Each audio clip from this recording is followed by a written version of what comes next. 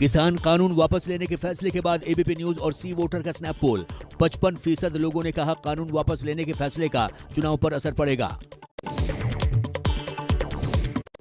Snap पोल में 59% लोगों ने कहा मोदी सरकार किसान समर्थक है, 29% लोगों ने किसान विरोधी माना तो 12% ने कहा पता नहीं।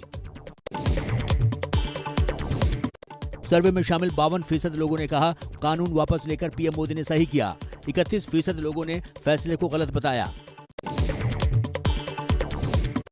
स्नैप पोल में शामिल 36% लोगों ने कहा किसान कानून वापस लेने से विदेशी निवेश पर असर पड़ेगा, 35% ने कहा नहीं पड़ेगा, 29% बोले पता नहीं।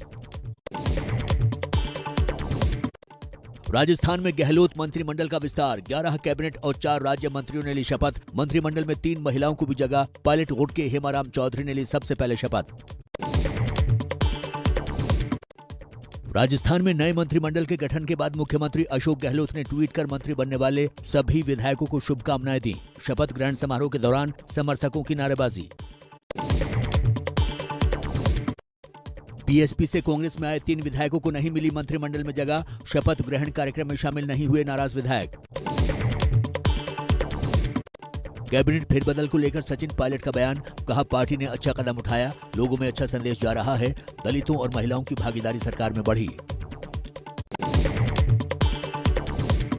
सचिन पायलट ने राजस्थान कांग्रेस में किसी भी तरह की गुटबाजी से इंकार किया, कहा पार्टी एकजुट है, 2023 में दोबारा सरकार बनाएंगे। दिल्ली के सिंघू बॉर्डर पर आज फिर किसान मोर्चा की बैठक, टिकैत बोले हटने को तैयार, लेकिन पहले एमएसपी और दूसरे मुद्दों पर बात करे सरकार। संयुक्त किसान मोर्चा की अगली बैठक 27 नवंबर को होगी। अपनी मांगों को लेकर पीएम को चिट्ठी लिखेगा संयुक्त किसान मोर्चा। पुराने कार्यक्रम तय समय के मुताबिक चलते रहेंगे। कृषि कानूनों की वापसी पर राजस्थान के राज्यपाल कलराज मिश्र का बयान, कहा अभी समय अनुकूल नहीं है, आगे दोबारा किसान बिल लाया जा सकता है, सरकार के कदम की सराहना की।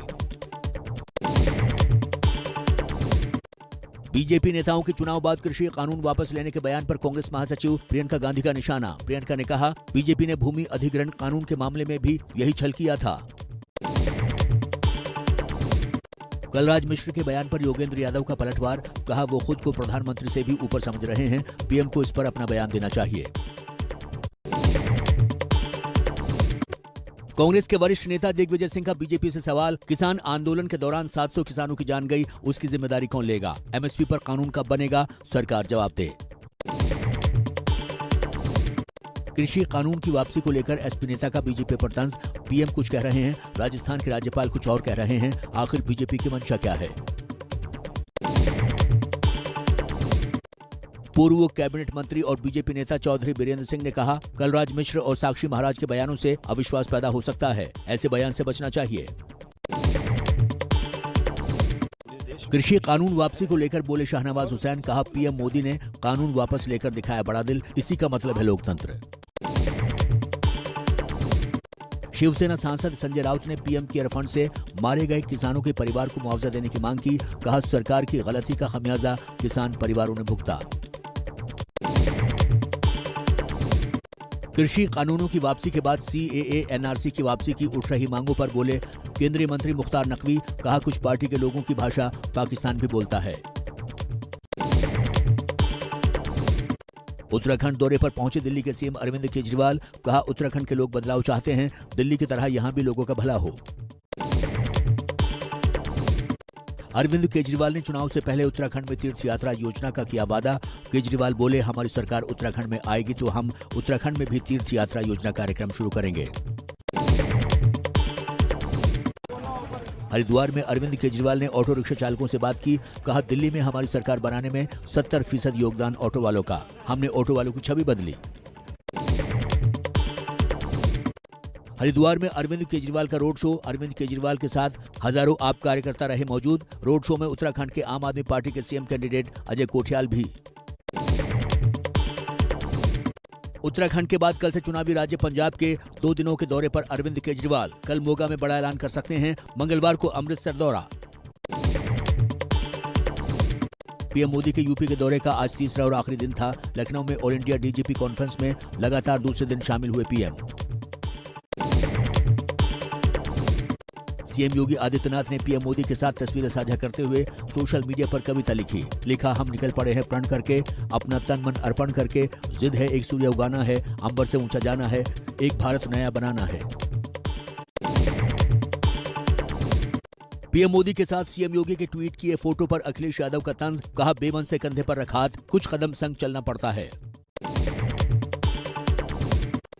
लखनऊ में सीएम योगी ने स्वास्थ्य विभाग के कार्यक्रम में नए नियुक्त विशेषज्ञ डॉक्टरों को नियुक्ति पत्र बांटे। कार्यक्रम में सीएम योगी ने कहा, हम प्रदेश में कोरोना की तीसरी लहर नहीं आने देंगे। लखनऊ में कल शाम बीजेपी की अहम बैठक, पीएम मोदी के आगे के कार्यक्रम को लेकर होगी चर्चा। बीजेपी अध्यक्ष जेपी नड्डा कोर ग्रुप के साथ करेंगे मंथन। यूपी चुनाव के लिए समाजवादी पार्टी और आरएलडी में सीटों के बंटवारे पर नहीं बनी बात। सूत्रों के मुताबिक आरएलडी 50 सीटों की मांग कर रही है। अखिलेश की पार्टी 32 सीट ही देना चाहती थी।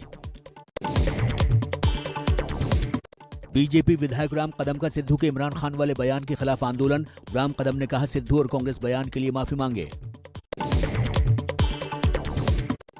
इमरान खान को बड़ा भाई बताने वाले सिद्धू के बयान के विरोध में मुंबई में बीजेपी का प्रदर्शन। पुलिस और बीजेपी कार्यकर्ताओं के बीच झड़प।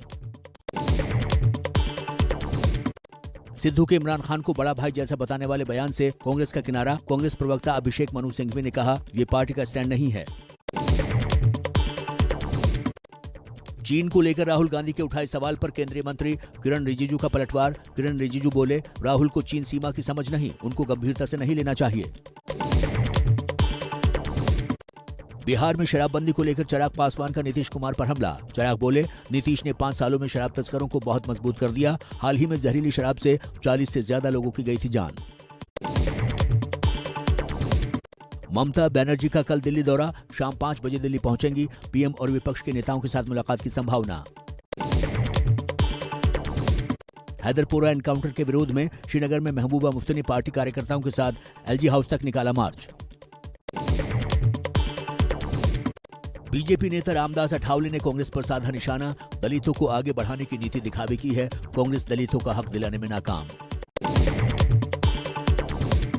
रक्षा मंत्री राजनाथ सिंह ने उद्धव ठाकरे की पत्नी रश्मि ठाकरे को फोन कर उद्धव ठाकरे का हालचाल पूछा। फिलहाल डॉक्टरों के मुताबिक उद्धव ठाकरे किसी से मिल नहीं सकते। यूपी के पीलीभीत में सांसद वरुण गांधी ने गैंगरेप और मर्डर केस में पीड़ित परिवार से की मुलाकात। गांव वालों ने पुलिस पर लगाया परेशान करने का आरोप। असदुद्दीन ओवैसी के बाराबंकी पहुंचने से पहले कार्यकर्ताओं के 2 गुट आपस में भिड़े। मंच पर शामिल होने को लेकर हुआ था विवाद। मध्य प्रदेश के भोपाल और इंदौर में पुलिस कमिश्नरेट सिस्टम लागू। सीएम शिवराज सिंह चौहान बोले, बढ़ती जनसंख्या की वजह से कानून व्यवस्था की कुछ समस्या पैदा हुई है, अब अपराध पर हो सकेगा बेहतर नियंत्रण। बीजेपी नेता शुभेंदु अधिकारी कोलकाता में बीएसएफ ऑफिस पहुंचे। केंद्र की ओर से बीएसएफ के अधिकार क्षेत्र के विस्तार के बाद शुभेंदु का बीएसएफ ऑफिस का दौरा। भारतीय जनता पार्टी ने की राष्ट्रीय स्तर पर नियुक्तियां। शहजाद पूनावाला और ऋतुराज सिन्हा को बनाया गया पार्टी का राष्ट्रीय प्रवक्ता। बीजेपी सांसद आर.के. सिन्हा के बेटे हैं ऋतुराज सिन्हा। बिहार के वैशाली जिले में पंचायत चुनाव में नामांकन के दौरान दिखा अनूठा नजारा। मुखिया पद के नामांकन के लिए हाथी और ऊंट के शाही काफिले के साथ पहुंचा उम्मीदवार। दिल्ली में प्रदूषण में मामूली सुधार, लेकिन प्रदूषण का स्तर अब भी बहुत खराब की कैटेगरी में बना हुआ है। सुबह दिल्ली के अक्षरधाम पर प्रदूषण का स्तर 347 रहा। दिल्ली के प्रदूषण को लेकर दिल्ली के पर्यावरण मंत्री गोपाल राय ने कल उच्च स्तरीय बैठक बुलाई। प्रदूषण की रोकथाम को लेकर होगी चर्चा। दिल्ली में प्रदूषण पर काबू पाने के लिए बड़ा फैसला। मेट्रो और बसों में खड़े होकर सफर करने को डीडीएमए ने शर्तों के साथ दी मंजूरी। सड़कों पर ट्रैफिक घटाने का मकसद। नौसेना के जंगी बेड़े में शामिल हुआ आईएनएस विशाखापट्टनम। ब्रह्मोस मिसाइल से लैस है स्वदेशी आईएनएस विशाखापट्टनम। मुंबई में नौसेना में शामिल किया गया।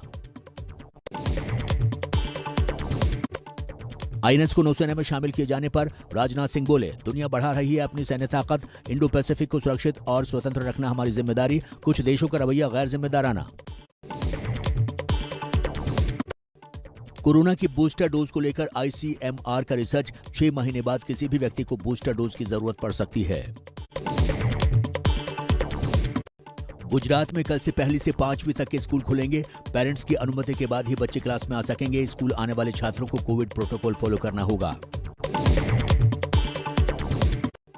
बढ़ते प्रदूषण को देखते हुए बंद किए गए दिल्ली के सभी स्कूल अगले आदेश तक बंद रहेंगे। स्कूल खुलने तक ऑनलाइन कक्षाएं जारी रहेंगी। पूरे विधि विधान के साथ बद्रीनाथ धाम के कपाट शीतकाल के लिए हो गए बंद। इसी के साथ इस साल की 4 धाम यात्रा का समापन हुआ।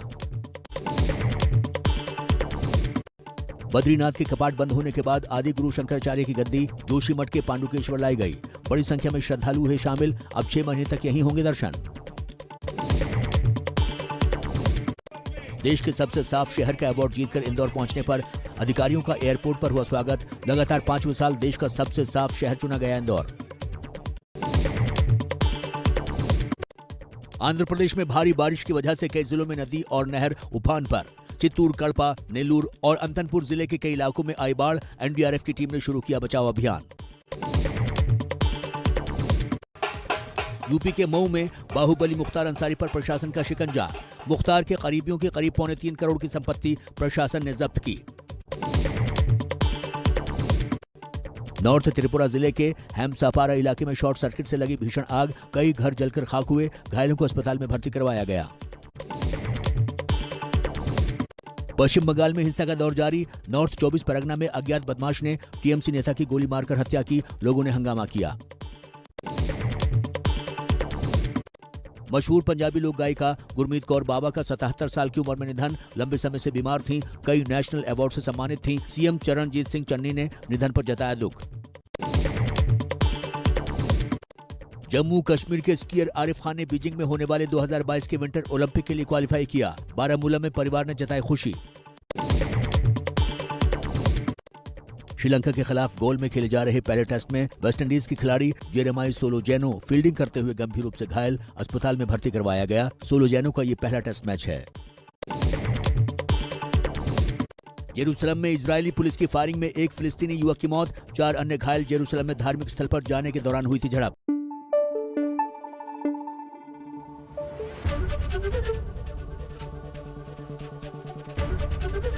एबीपी न्यूज आपको रखे आगे।